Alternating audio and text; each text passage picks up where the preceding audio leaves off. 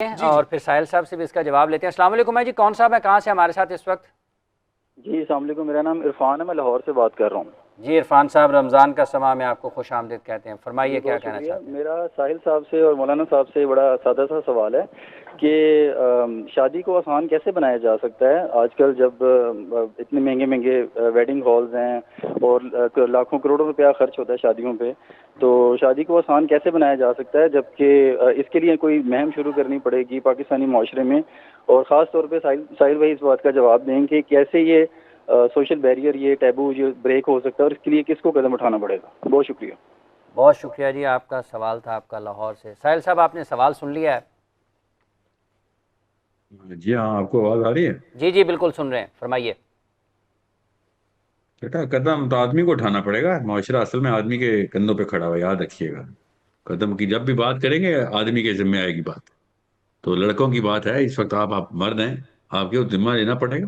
آپ جب تک آپ نہیں اپنی ڈیمانڈ لسٹ ڈراپ کرتے تب تک شادی سستی نہیں ہوگی۔ عورت کو نہیں آپ یہاں پہ آپ قصوروار ٹھہرا سکتے۔ یہ 2 نمبر آدمیوں نے یہ 2 نمبری کی ہوئی ہے کہ جو ایک شادی کے کروڑوں روپے لگ گئے اور سب کوارے بیٹھے ہوئے، خود بھی بیٹھا ہوا ہے۔ یہ وہ لڑکا ہے جو اپنے باپ کو اپنی ماں کو نہیں فتح کر سکتا کہ آپ کیوں اتنی بڑی بڑی لسٹیں لگا کے بیٹھ گئے ہیں، کن لوگوں کو خوش کرتے ہیں اللہ کے علاوہ۔ ٹھیک ہے، سورہ نساء میں اللہ تعالیٰ نے بتایا کہ انسان کی نفسیات کے بارے میں، کیوں کہ یہ لوگ، ابھی اس کانٹیکس میں نہیں، میں نفسیات بتا رہا ہوں کہ ایسے لوگوں سے ڈرتے ہو جیسے کہ اللہ سے ڈرنے کا حق ہے، اور اس کے آگے کیا سیگا اللہ لگائے کہ اس سے بھی زیادہ ڈرتے ہیں۔ اللہ سے بھی ڈرنے کا حق ہے جتنا کہ یہ انسانوں سے ڈر جاتے ہیں اللہ، کہ لوگ نہ کچھ کہہ دیں ہمیں۔ یہ ہے وہ مرد کی کمزوری، عورتوں کا مت کہاں پہ قصوروار ٹھہرائے۔ مسلمان مرد کے کندھوں میں معاشرہ کھڑا ہوتا ہے، یاد رکھیے گا۔ یہ جو آپ نے جو معاملہ بتایا نا شادی کو آسان کیسے کریں، تو پھر آپ ان مردوں کا ویٹ کریں کہ جنہوں نے بہت ہی مہنگی کر دینی ہے، اس کے بعد لڑکی والے مجبوراً پھر سستی شادیوں کے اوپر اتریں گے، تو پھر اگلی 2-3 نسلیں تو لگائیں۔ اتنی جلدی تو نہیں بڑھ رہا یہ ریٹ، تو یا پھر آپ لیڈرشپ میں آئیں اور آپ خود پہلا فیصلہ کریں۔ آپ خود بھی تو سوچیں، آپ اپنے اندر جھانکیں، آپ کی ڈیمانڈ لسٹ بھی تو ہے نا، وہ بھی ڈیمانڈ لسٹ ہائی مینٹیننس ہے۔ ہائی مینٹیننس میں ایسے کام تو نہیں ہوگا۔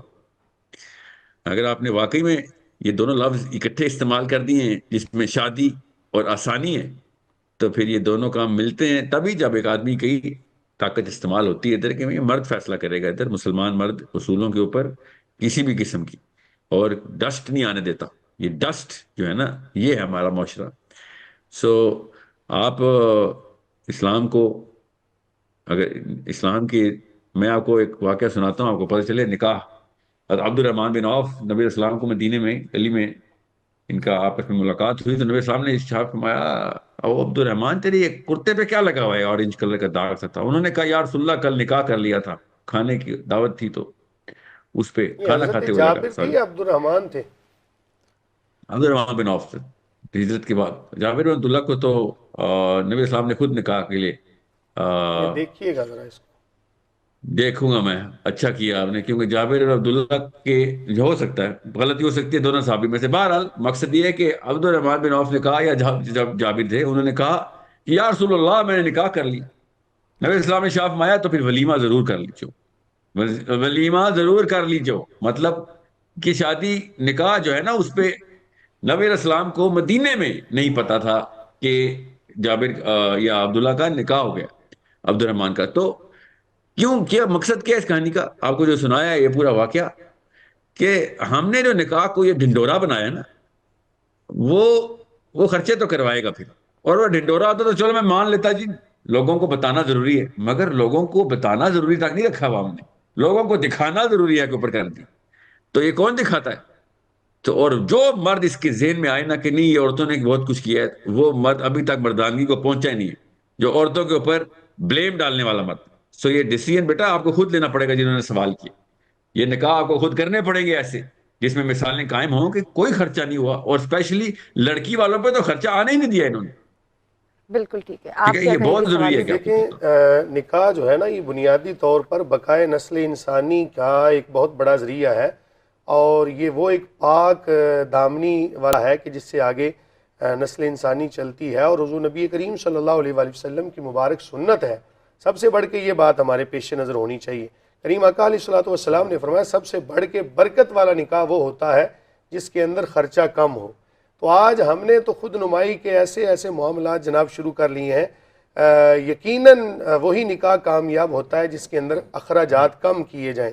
اور میں اتفاق کرتا ہوں اس بات سے کہ لڑکی والوں کے اوپر بالکل بوجھ نہیں ہونا چاہیے. اور یار ایک بندے نے اپنے جگر کا ٹکڑا تمہیں دے دیا, کس بندے کے یہ اس کی ہمت دیکھو کہ اس نے اپنے جگر کا ٹکڑا جو ہے وہ تمہارے ساتھ چلا دیا. اس سے بڑھ کے جو لوگ فرمائشیں کرتے ہیں مجھے تو تف آتی ہے ان بندوں کے اوپر کہ جو جہیز کی ڈیمانڈ کر رہے ہوتے ہیں, جو زیورات کی ڈیمانڈ کر رہے ہوتے ہیں. ایسا لگ رہا ہوتا ہے کہ جیسے اللہ تعالیٰ معاف فرمائے کہ ایک اپنی بیٹی بھی دے رہا ہے ساتھ, اور ساتھ آپ کو جناب وہ پوری کی پوری پراپرٹی دے رہا ہے. یہ تعلیمات اسلامیہ کے بالکل خلاف ہے.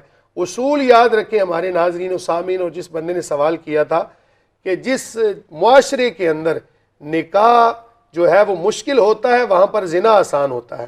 اور ہمیں یہ چاہیے کہ نکاح کو آسان کریں. نکاح کے اندر کیا چیزیں ہیں؟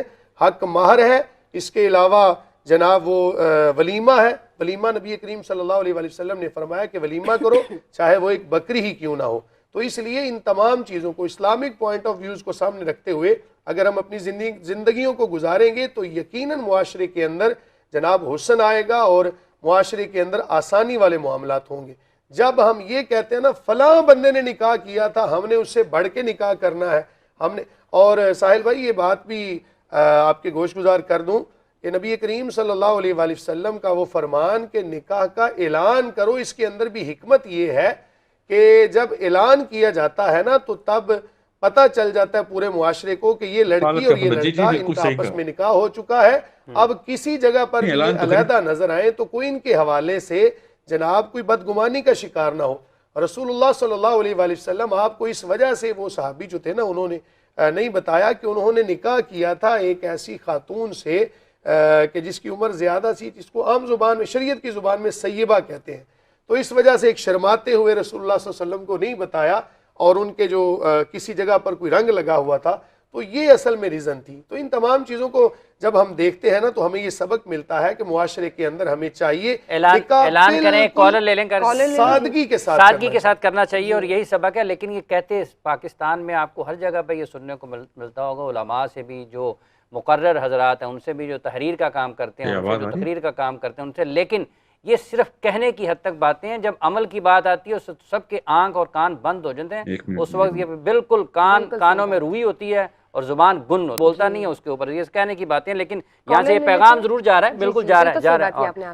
کالر سے بھی بات کرتے ہیں. السلام علیکم جی, کون صاحب ہیں, کہاں سے؟ وعلیکم السلام, میں نیلم بات کر رہی ہوں اسلام آباد سے. جی محترمہ. اچھا, میرا سوال یہ تھا کہ ایک سید کاسٹ کی لڑکی جو ہے وہ آؤٹ آف کاسٹ شادی کرنا چاہے تو وہ کر سکتی ہے, کیونکہ ہماری فیملی میں الاؤڈ نہیں ہے اور میں کسی کو پسند کرتی ہوں, تو اس کے اوپر آپ اگر تھوڑا سا بتا دیں. ٹھیک ہے. ایک سیدہ ہیں اور وہ چاہتی ہیں کہ ان کا نکاح کسی اور ذات کے اگر کسی لڑکے سے ہو جائے. ساحل صاحب آپ نے سوال سنا ہے جی؟ آپ کو آواز آ رہی؟ میں نے سنا ہے جی, مجھے پورا نہیں سن سکا کیونکہ مگر وہ مجھے بتایا کہ وہ لڑکی کسی اور سے شادی کرنا چاہتی ہے اور ابو اس کا قبیلہ سید ہیں اور وہ کسی اور سادات سے ہیں.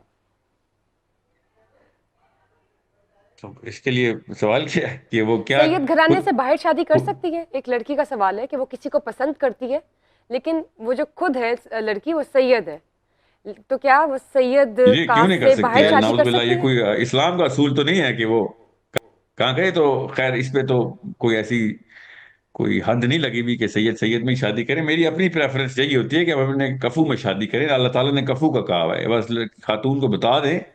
یہ معاشرتی لیول کے اوپر اسلام واحد دین ہے جس نے یہ کمپارٹمنٹ انٹروڈیوس کیا, ریکگنائز کیا کہ اپنے کفو میں شادی کرنا اپنے جسم میں. اس کا یہ مطلب ہوتا ہے کہ جی کف میں کا مطلب ہے کہ آپ اپنے کمپارٹمنٹ سے باہر جائیں گی یا اوپر جائیں گی یا نیچے جائیں گی تو پھر آپ کو وہ والی دقت آئے گی جو پھر بعد میں پھر آپ پچھتائیں گے کہ یا تو سوشو اکنامک لیول کے اوپر یا سوشو مینٹل لیول کے اوپر یا کسی بھی لیول کے اوپر. یہ دیکھ لیجیے گا. ساحل صاحب, جہیز کی بات ہو رہی تھی, مفتی صاحب نے جہیز کا بھی ذکر کیا, تو اس حوالے سے آپ کیا اپنا کمنٹ دیں گے؟ کہ جہیز مجھے بتائیں کیا جہیز نہیں ہونا چاہیے، جہیز کا ہونا جو چاہیے، کیا کلچر ہے سوال ہے؟ شادی پہ، عورت خود تو جاتی ہے رخصت ہو کے، لیکن ساتھ بہت زیادہ میکسیمم کوانٹٹی میں جو جہیز جاتا ہے، تو اس کے حوالے سے آپ کیا بات کریں گے؟ یہ جو ایک نارم ڈیولپ ہوا ہے سوسائٹی میں. دیکھیں میں صرف آدمی کو، جہیز کا ذمہ دار آدمی، عورت نہیں ہے، یاد رکھیے گا. یہ آدمی خود سٹینس لے کہ اس کی بیوی کے ڈیسیژن اگر اس کے ماں باپ لے رہے ہیں تو وہ آدمی شادی کے قابل نہیں ہوا.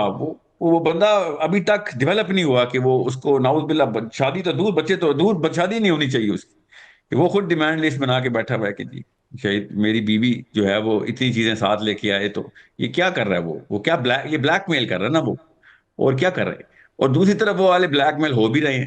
مجھے سمجھ نہیں آتی، اتنا بڑا انڈیکیٹر ہوتا ہے ایک لڑکے کے تقویٰ کے نہ ہونے کا، اس کے کیریکٹر کے نہ ہونے کا، اس کے باوجود ابھی لڑکی دے رہے تھے اس کو. ہاں، بلکہ اس طرح تو بندہ چیک کر لینا چاہیے کہ اس سے یہ والا سوال پوچھیں، اس کی رائے میں اگر ہلکا سا بھی خم آئے تو اس کو کہیں بھیا تو ابھی کسی مسلمان عورت کے لیے تو تیار نہیں ہوا، بچے تو دور کی بات ہے. ٹھیک یہ ہے بہت مفتی صاحب، ضروری ہے جو کہ آپ کو سیدہ پتا ہو. نبی کریم صلی اللہ علیہ وآلہ وسلم کی تعلیمات سے جو ہمیں سبق ملتا ہے نا، کریم آقا علیہ الصلوۃ والسلام نے حضرت سیدہ زینب رضی اللہ تعالیٰ عنہ، ان کا نکاح حضرت زید سے کیا جو کہ غلام ہے، جس سے ہمیں یہ پتہ چلتا ہے کہ جو سادات گھرانے کی خواتین ہیں ان کا نکاح دوسروں سے کیا جا سکتا ہے، لیکن عصر حاضر کے تقاضوں کو مد نظر رکھتے ہوئے جب ایک سیدہ کسی غیر سید سے نکاح کرے تو کم از کم اس کو کف کا لحاظ کرنا، میرے خیال سے کف کا لحاظ کر لینا اس کے لیے بہتر ہے. اب کف کا معیار کیا ہے کہ کم از کم جو لڑکا ہے نا وہ اس کے یا تو برابر ہو یا اتنا زیادہ نیچے نہ ہو کہ اس کے لیے آر ہو. جو علماء ہیں انہوں نے جہاں پر کف کا تذکرہ کیا ہے وہاں پر انہوں نے لکھا کہ کف کا لحاظ کرنا مستحب ہے. کف کیا ہوتا ہے کہ لڑکا اور لڑکی دینداری کے اندر، عمر کے اندر، حسن و جمال کے اندر، باقی تمام معاملات کے اندر کم از کم اس کے ہم پلہ ہونا چاہیے. تو میں یہاں پر یہ ایڈ کرنا چاہوں گا کہ اگر بالفرض سیدہ نکاح کرنا چاہتی ہے سید کے ساتھ جو کہ اللہ نہ کرے فاسق ہو، تو اس سے بہتر ہے کہ سیدہ کا نکاح غیر سید سے کریں جو کہ متقی ہو، پرہیزگار ہو، ان کی عظمت، ان کی شان، ان کی عفت اور ان کی تمام تر چیزوں کا خیال کرنے والا ہو. تو اس لیے ان تمام چیزوں کو دیکھنا چاہیے کہ جو پاک دامنی کا خیال کرنے والا اور متقی پرہیزگار ہو. تو بہرحال ہمیں جو تصور ملتا ہے، یہ کاسٹ کا تصور تو ہم نے خود نکال لیا نا. نبی کریم صلی اللہ علیہ وآلہ وسلم کے گھرانے کی شان بہت بلند ہے، بہت اعلیٰ ہے، اس کا خیال رکھنا. میں یہاں پر یہ مسئلہ بھی بیان کر دوں کہ سید اگر اللہ نہ کرے فاسق بھی ہو، گناہگار بھی ہو، تب بھی عوام کے اوپر اس کا ادب اور لحاظ کرنا یہ لازم ہونا چاہیے.